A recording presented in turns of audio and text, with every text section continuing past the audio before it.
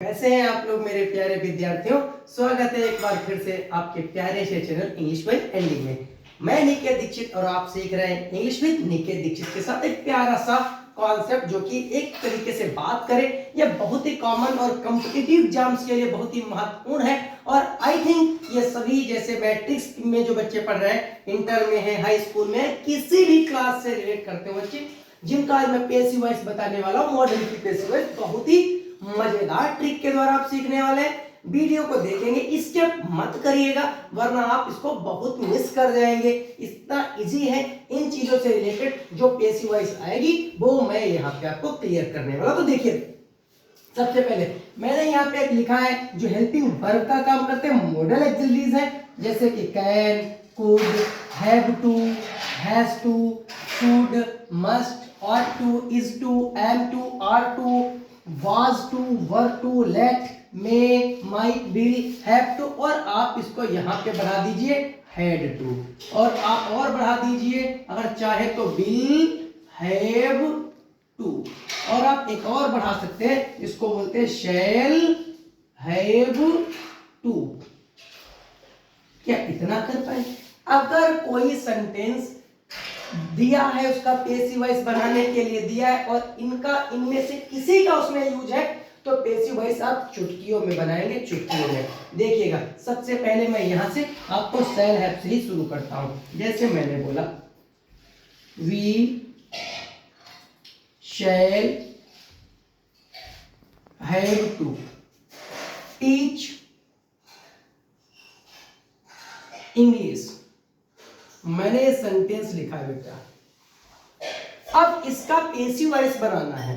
इस सेंटेंस का passive voice बनाना तो बहुत आपको डिफिकल्ट लग रहा होगा कि शैल हैव टू लिखा हुआ है। टेंशन नहीं, मैं हूं ना। तो आपको इनमें से जो भी मॉडल दिख रही है, जैसे यहाँ पे शैल हैव टू दिया हुआ है, मैं इसको अंडरलाइन कर देता हूं। उसके बाद जो दिया होगा वो मेन वर्ब है। तो मेन वर्ब क्या है? टीच, और ऑब्जेक्ट के रूप में हमको क्या मिल गया?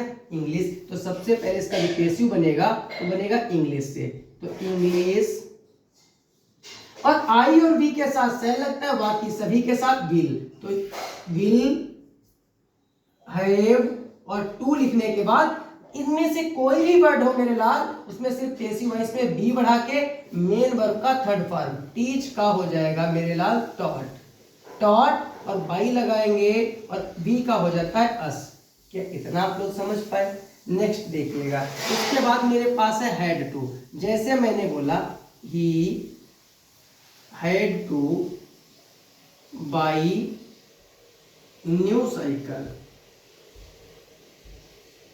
मैंने एक सेंटेंस लिखा, he had two by new cycle. उससे नई साइकिल खरीदनी पड़ी।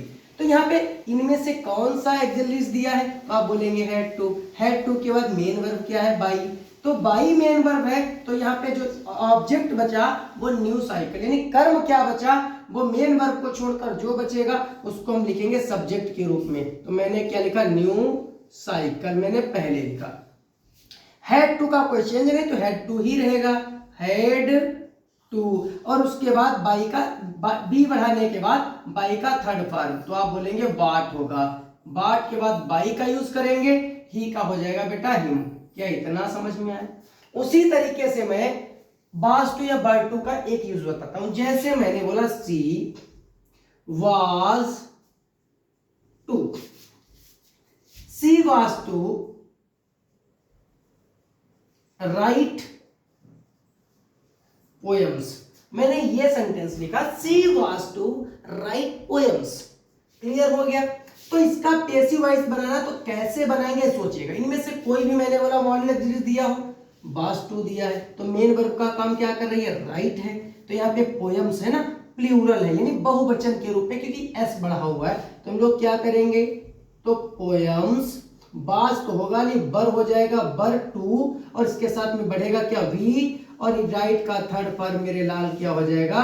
रिटेन। और यहाँ पे लिखेंगे बाई और शी का हो जाएगा हर। क्या इतना समझ पाए? उसी तरीके से इज हो, एम टू हो, आर टू, कुछ भी हो, जैसे शुड लिखा हुआ है, ध्यान से देखिए। तो मैंने बोला we should respect our parents, मैंने सेंटेंस लिखा है यहाँ पे, we should respect our parents. तो इसमें से कौन सा मिला, तो पता चला शुड मिल गया। शुड के बाद मेन वर्ब का काम करा रिस्पेक्ट, बचा के हमारे पास आवर पेरेंट्स। तो मैं बात करूंगा आवर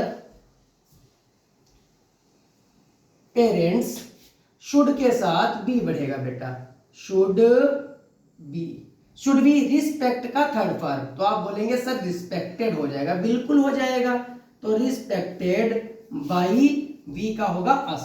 तो अवर parents should be respected by us. क्या इतना समझ में आया? अब कैन का है, जैसे मैंने बोला अमन, कैन नॉट, अगर होगा तो कैन नॉट डू इट। मैंने बोला अमन कैन नॉट डू इट, इसका पैसिव वॉइस क्या बनेगा? तो आप बात करेंगे कैन के साथ नॉट है तो इसका मतलब मेन वर्ब डू होगा। इट से स्टार्ट करेंगे तो हो जाएगा इट, कैन का कैन, नॉट का नॉट, इसमें दूरी गैप नहीं होना चाहिए। इट कैन नॉट, और भैया बी बढ़ जाएगा और डू का थर्ड फॉर्म डन बाई अमन हो जाएगा। क्या इनमें से बिल होगा या शैल होगा? बिल से भी सेम होगा, जैसे ही विल नॉट कॉल मी, मैंने बोला ही विल नॉट कॉल मी, इसका पैसिव क्या बनेगा? तो आप भैया बिल दिया है, बिल के बाद नॉट है तो इसका मतलब मेन वर्ब कॉल है। मी को सब्जेक्ट बनाएंगे तो आई के साथ बिल लगता नहीं तो यहाँ पे लिखेंगे शैल, नॉट का नॉट रहेगा, बी बढ़ जाएगा, और कॉल का थर्ड फॉर्म कॉल्ड, और बाई लगेगा, ही का हो जाएगा बेटा हिम। तो आप लोग कमेंट बॉक्स में कमेंट करके बताइएगा कि वीडियो कैसा लगा, जो मैंने एक्टिव पैसिव आपको बताया, और इससे रिलेटेड और भी जो है ट्रिकी, जो डिफिकल्ट है, जो कॉम्पिटिटिव एग्जाम्स में और भी तरीके के पूछे जाते हैं, उसका छोटा सा वीडियो मैं जल्द ही लेकर आऊंगा। उसके बाद एक नया कॉन्सेप्ट शुरू होगा जो मैंने लीव किया था बीच में, डायरेक्ट और इनडायरेक्ट, और उसके बाद सारी चीजें आपको यहीं से प्रोवाइड करते रहेंगे। मिलते हैं अगले वीडियो में।